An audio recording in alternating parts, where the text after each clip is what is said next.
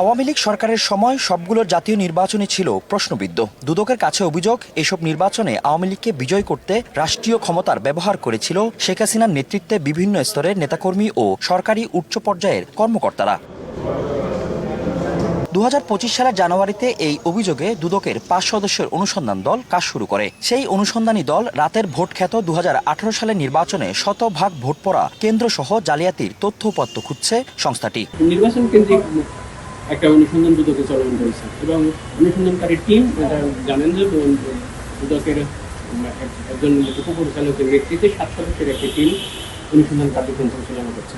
এদিকে আদালতে বরখাস্ত সেনা কর্মকর্তা জিয়াউল আহসানের মিরপুরে আরেকটি ফ্ল্যাট নিয়ন্ত্রণে নিয়েছে দুদক। বুধবার সংস্থাটির উপপরিচালক হাফিজুল ইসলামের নেতৃত্বে নির্বাহী ম্যাজিস্ট্রেট সহ একটি টিম ফ্ল্যাটে থাকা মালামাল জব্দ করতে কাজ শুরু করে।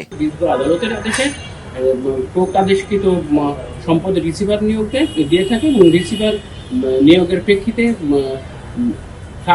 ফ্ল্যাট কিংবা স্থাবর সম্পদগুলো জব্দ তালিকা করে আমরা দুদকের ভাষায় বলা হয় ইনভেন্টরি করার প্রেক্ষিতে পরবর্তীতে আইনানুগ ব্যবস্থা গ্রহণ করেন।